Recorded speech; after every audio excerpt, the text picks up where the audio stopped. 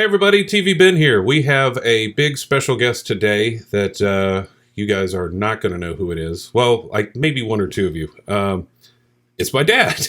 So it's come to this. This is like a clip show where we've run out of ideas and I brought in, whoever I could find. But no, I did want him to come in, and we've not been able to see each other because of obvious things going on in the world. Let's be honest. It was my idea to do this. I would have had you on. Okay. You haven't been here. Honestly, when's the last time you were here? Because I started these in like September, and then I haven't seen you since November. Darn COVID. Yeah, so that's the problem right now. But no, so this is the only person I could get to show up to come over at this point. And I've had my shots, so I'm good. You have, and I get mine in a day, so this is going to be nice. Well, by the time this airs, I'll have mine. Yep. So what we wanted to do with my father. So this is Morgan. He is well-known media personality in the Tennessee area. So he's going to be very comfortable, I would hope, in this type of situation, talking to his son on camera.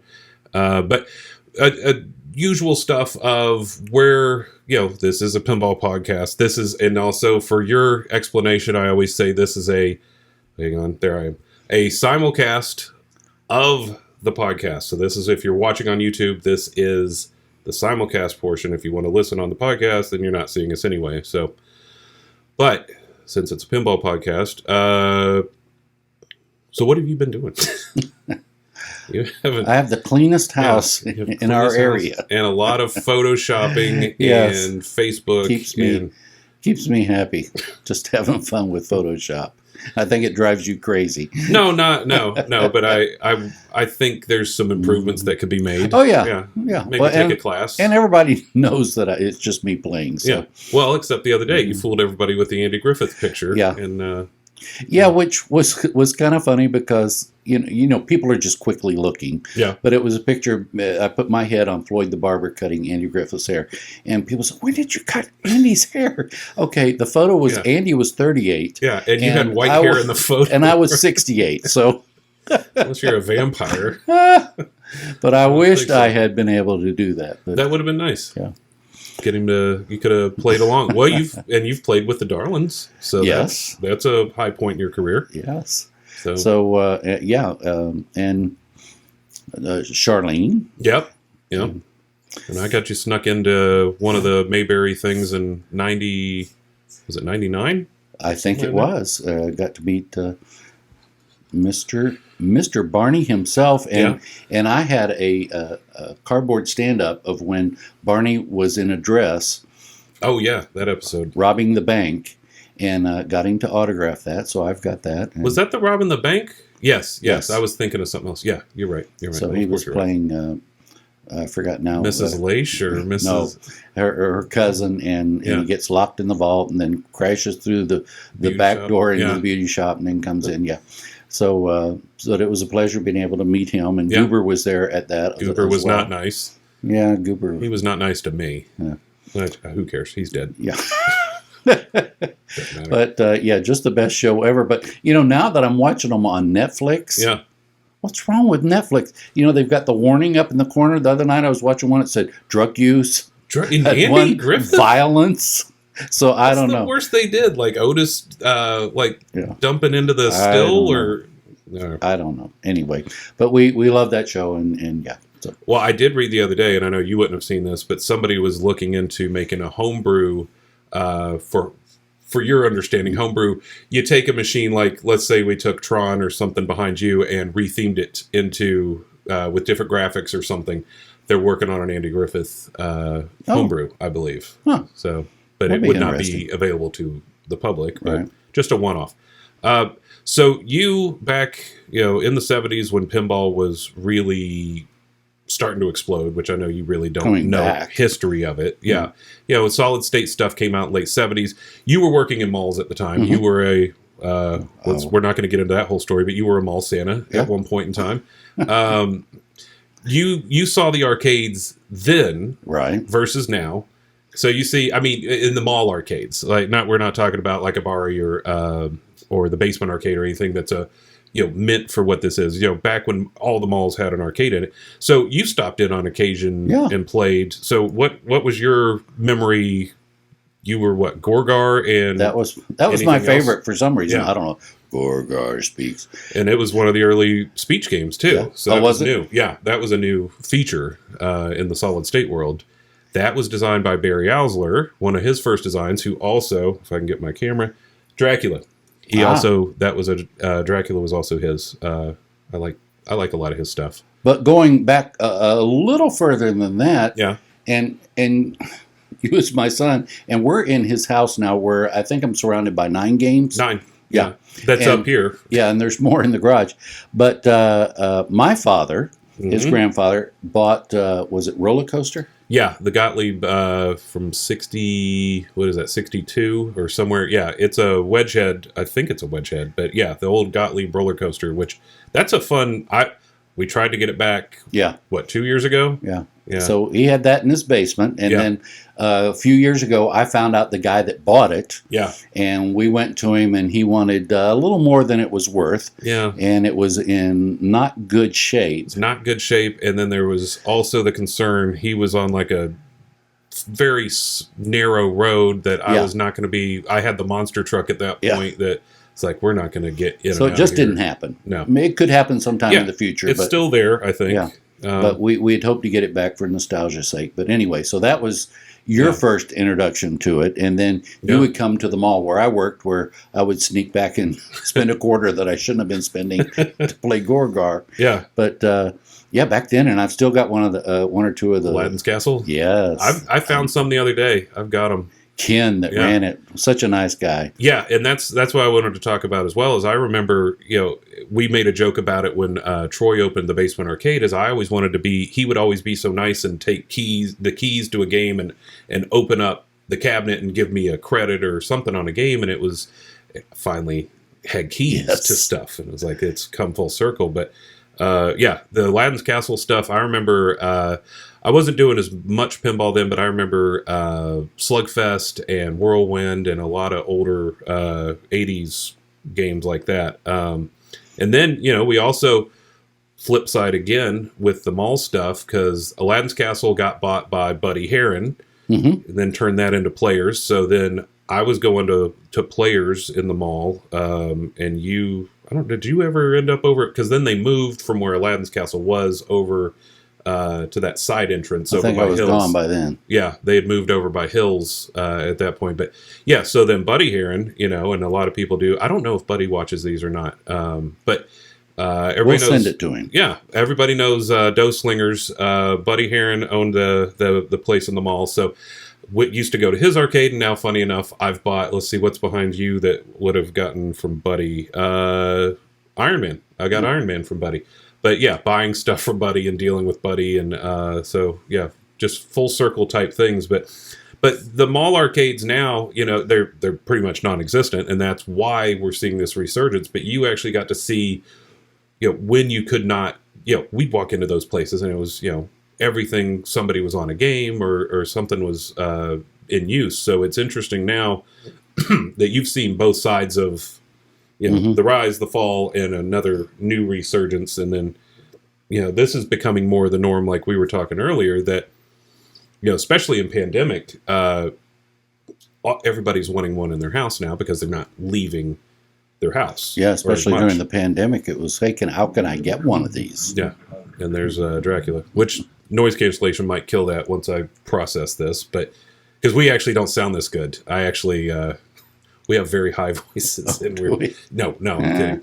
But yeah, we run it through a big filter, and bass. Yeah, we get the really deep radio voice. No, this is us. It's just I just run it because there's some fan noise and some stuff that usually shows up. But yeah, and I know you don't keep up with this, but prices are Pirates of the Caribbean right now. The Jersey Jack version of Pirates of the Caribbean. There's a collector's edition. I believe, don't quote me, I think the last one I saw just sold for $35,000. And they're selling up in that range. They started at about 20 and limited editions and everything, but they are just $30,000 for one game. And that's what people are doing right now. Everything is up on the rise, but... and for people my age that maybe you aren't aware of this, there's a Beatles one out there. Oh, that's true. And you can select the song you want to play while you're playing the game. Yeah. And there's video in it. And when you do a certain thing, a video of the Beatles comes up. So cool. And what was the first one? Was it the Wizard of Oz was the first one that did that? With the video? With the full screen. That was the first one I remember. Yeah, I would say that's accurate.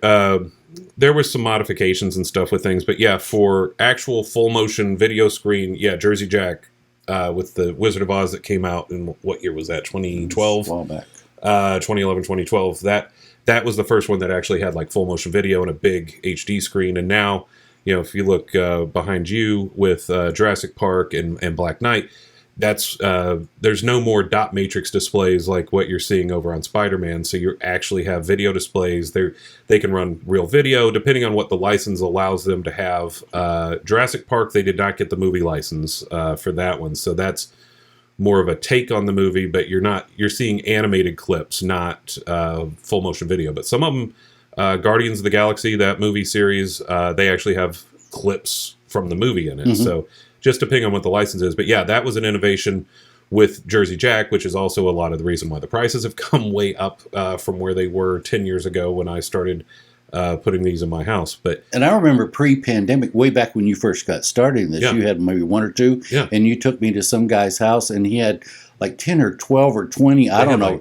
It was huge. They had like 40 of them at the point. I mean, it was the biggest game room I'd ever seen. It was in some guy's basement. Yeah, they do watch. I'm not going to mention their name, but they used to have a lot of parties, and they even had up when you would go down the stairs, they said, no photos, don't post this on Facebook. So you know who you are. Yeah. And thanks for inviting us. It was great. It's great. I haven't been over there in a while, and they had not just pinballs, they had all arcade the games. They had the sit down Miss Pac-Man stuff. They had a pool table. Yeah, that was, especially starting out, that was a lot of fun that they opened up their house and allowed people to come in there and play those.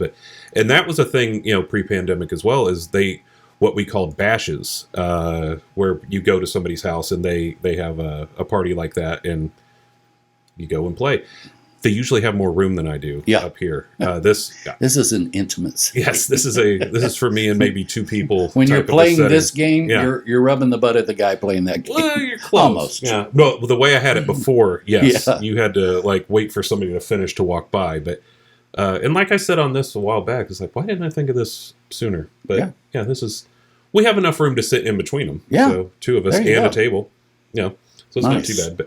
But yeah, the pinball bashes were fun, and you're seeing a lot more of brand new collectors coming in. So there's a lot of turnover, and they honestly, they can't make enough games to keep everybody happy right now. They are so oversold on everything. Jersey Jack, who you mentioned a minute ago, that did Wizard of Oz, their brand new game is Guns N' Roses. That's a band for anybody that doesn't know. Guns N' Roses, they are still fulfilling orders from day one when they announced it. And that was months ago. They got so many orders on day one, people that ordered day one haven't got it yet. And they're going to be waiting. I know the pandemic's not over yet, but seeing light at the end of the tunnel. I know in our area there were some game rooms that they just shut down. Yeah. But they were leasing out their games to people in their basements because they didn't want to leave home, but they wanted something to do. Yeah. So there was an option there to keep it going. That happened here for a little while. Troy did that for a little bit. It was a lot of hassle though. Yeah. And plus you're going to somebody's house during a pandemic, and but boxing them up and I actually helped him deliver one or two of them to some people we knew. But that was an option. And then they were actually just selling stuff to just keep afloat for a while they were closed. But and then the governor here, I don't know what's going on in Tennessee, but here yesterday or the day before. So today is March 27th for anybody playing along. I don't know when this will go online. But I think bars and stuff are now 50% capacity. So things are starting to open back up. You're going to be able to go out and do, if you wanted to, which that was my argument before, and not a political type of a channel or anything like that. But my thought was always, if you want to go out, go out. I don't want to, I'm not going to go out. So, let everybody figure it out on their own. But Nobody likes being told what to do. That's a big thing. And forget the pandemic. People still like to have parties at home. And if you are that person, you can go to people like Troy in your area. Yeah. And say, hey, I'd like a certain game. Can you get me one? And he can provide that service for you. He has had requests for certain games to come in, and if he's able to do that, he's done that. And then also with Abari in Charlotte, they're going to reopen. I think I just switched cameras too fast. Okay. Who cares? I think early summer. They're still looking because they got kicked out of their building. Zach, we're still waiting. We just talked recently, and we just couldn't work out a time to get together to do a show. But Zach and Matthew and those guys over there, they're still working on a reopen. But yeah, they could do the same thing. And but it's going to be good when everything kind of gets back and everybody can get out and do what they want, and we can. And also, just for the home collector, maybe prices will come back down a little bit because I'm not buying anything right now. It's $30,000 for a Jersey Jack Pirates, which it's a beautiful game. It's not my cup of tea. I'm not paying $30,000 for that. So we'll see where it all goes. But it has been a weird year for pinball and collecting and public location play.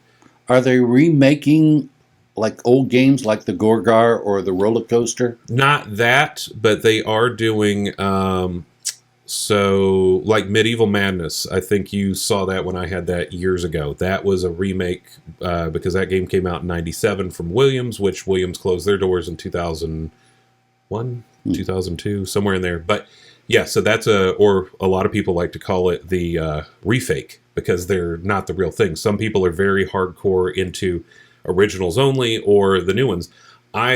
I don't care either way as long as it's nice and plays well, but some people just will not touch the remakes. But Medieval Madness, what else have they done? Monster Bash, Attack from Mars. There's a few. There's one on the horizon. The rumor is, and actually the house that you mentioned, the secret house that we went to for the party. Oh, yeah. They had one. It's a very low production run game. It was called Cactus Canyon. They don't have it anymore, but that one's supposed to be the next remake that's coming out. So a lot of the more popular games from 25 years ago are, and there's a list. I've seen that list. So there's some interesting things on it, but the good that comes with them remaking these games is they will, like the displays are bigger. They've redone the graphics in the games. They've redone some of the sounds in the games, newer mechanics. So it's, and they can sometimes even add some rules or things that'll change some things, but it's really good. But it takes some time because they have to go through a big development phase of what they're doing, testing it. A lot of the older games, Dracula, Whitewater behind me, these games are from '93. They weren't designed with LED bulbs in mind and things like that. So that's another thing. They redesign everything to have LEDs instead of the incandescent bulbs. So LEDs are going to last. So there's a lot of good improvements that come out of the refakes. But yes, Gorgar is not on any list. I don't know if they ever would. But it'd be easy to replicate.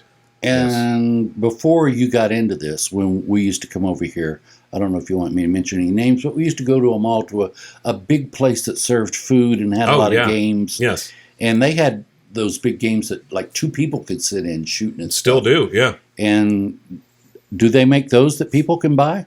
You can buy them, but they're ridiculous. Oh yeah, like I think we were talking maybe that Pirates game. There was the Pirates, not Pirates of the Caribbean, but like a Pirates. Those games get old real quick. That's the problem. If you go and play them there, they're very predictable. And like Terminator Salvation was a big, one of those huge 50-inch screens. It's just same thing over and over. It's not a long game and it repeats itself, so you get really bored with them. But same thing with that. There was a Jurassic Park sit-down game. The Walking Dead. There was one like that where two people sit into a cabinet and you shoot at zombies or whatever. And then they had the big, the cool ones were like the Star Wars Battle Pod, and those are like, well, now we're into the Jersey Jack territory, but like $30,000, and it's huge. I think the last auction that we went to, when I went to the one in Sevierville, I think they had a battle pod there. I don't remember if you saw that with me or not, but I was surprised to see that on the floor, because I know if you were running, an arcade or a route or something, those things are going to make their money back pretty quick, and then you dump it at an auction. There's Dracula again. He gets chatty sometimes. For an old guy. for a dead guy. But you make your money back, and then you can dump that at auction, and then go buy something new. So they usually earn their keep well, because you usually die pretty quick in something, and then that gets you another $1 or $2 put in, and then they walk off, and that's usually how it goes. But yeah, you could do those for the home, but yeah, that's you would have to have a big home and lots of money. That, or like one of those outside standalone garages with garage doors, so you could move something that size in and out, and no stairs, because there's no way that's coming up. And it was fun for us when you first got into this, and they had one of those auctions in our town, which they don't anymore. They don't, because Meadowview, nobody likes going to Meadowview because they're difficult to deal with. Oh, pricey. Well, lots more than that too. And so we went, and just to see what it was all about, and we came home. Oh yeah, with a little thing for our home. Yeah, got a jukebox for you. Yeah. I think that's the one I bought an NBA Fast Break pinball machine from, and something. Oh, that touchscreen, that Merit touchscreen for April that we had for a while too. I had just boxed up all of our CDs. Yeah, and was going to throw them away, and they were in the garage. Hadn't got them thrown away yet, and then we come home with that great jukebox, and get to load that up with all those, and the grandkids love playing with that when they come home. The juice box. Yeah, juice box. Yeah, there's the juice box. and guess who's the favorite uncle to come to their house? Yeah, they love coming over here. That's true. Any reason why? Well, a couple reasons. Well, and the other room too. Yeah, because they're really starting to get into Xbox and PlayStation and Nintendo Switch too. Because this man that I'm talking with here, I may be wrong, but I think you have every Nintendo ever made to man. Close. I mean, we're not talking the Virtual Boy console, which was it was failed though. But. And they're all in that room, and you can just switch back and forth. And it's got a catalog, and it's like a library in there. And wow. There's a few I don't have, like but the Virtual Boy was not a home console. It was for an on the go thing, but that thing's a joke anyway. But. So the pinball I can do, but I was just past when you got a Nintendo. I would be doing this, and he said, that does not make him jump any faster.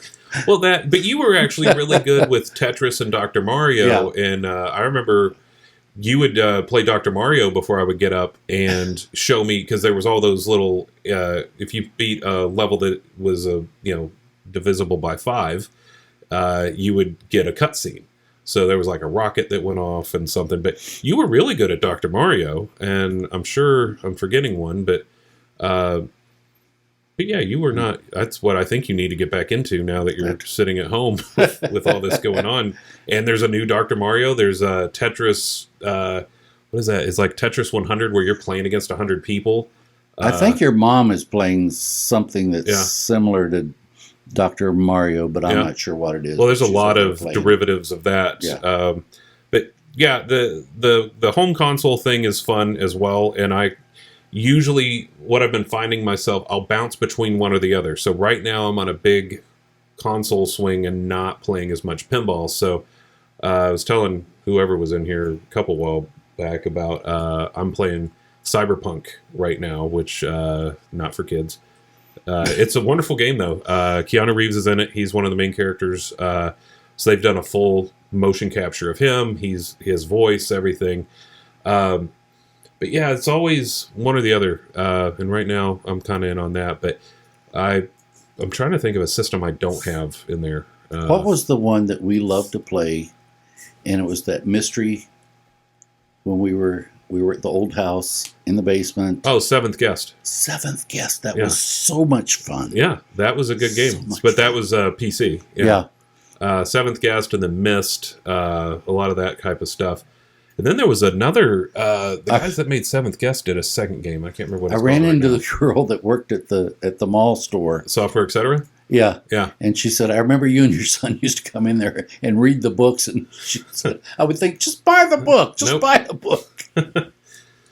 No, and I did, there was a couple, what was that, 4 or 5 years ago, I did it I built a virtual machine on one of my computers and got Seventh Guest to install on that, and we played around with that around Thanksgiving 5 years ago.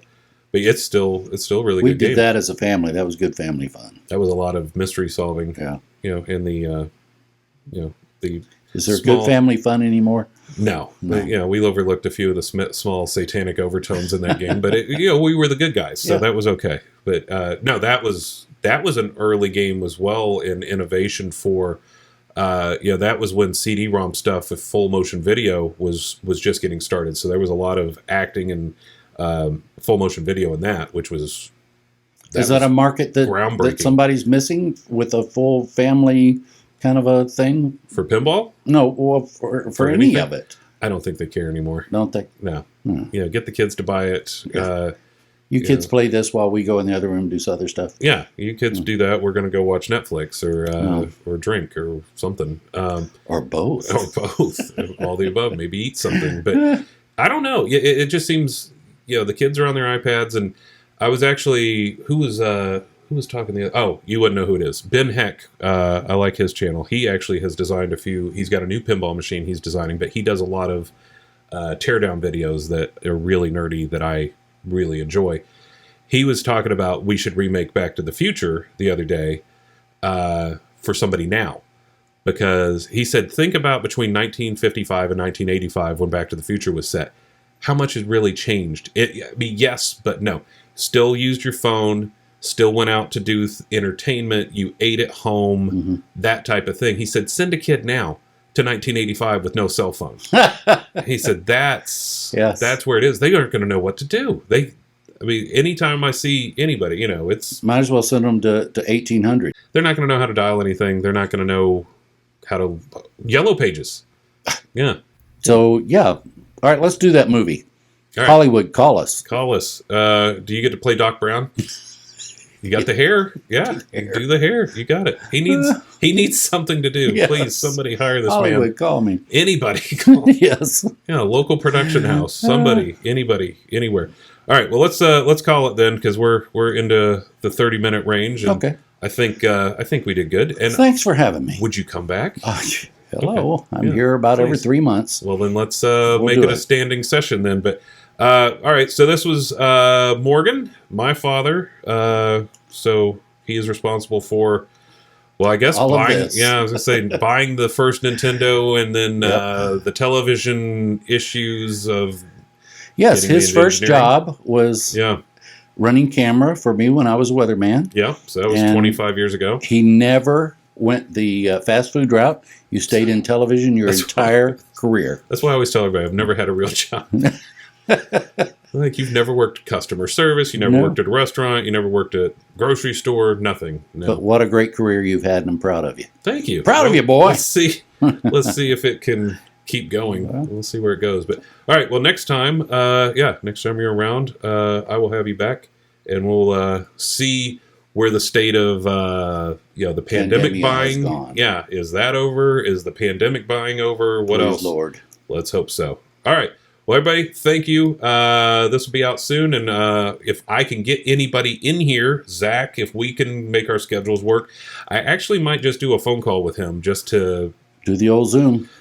Zoom, I didn't enjoy. I might just do a phone call, and especially since this is a podcast, just listen. Well, to there him. You go. Yeah, I'll put a picture up of him or a collage of. He's in a calendar of other people. I'll be like, guess which one's Zach? No, everybody knows who Zach is, but and I might have good old Troy back because his capacity is opening up, so he's got a lot more business. We can catch up with him. I'll find somebody in Dracula. Or get Dracula. Yeah, I'll just talk to Dracula. But thanks everybody, and we'll see you again real soon.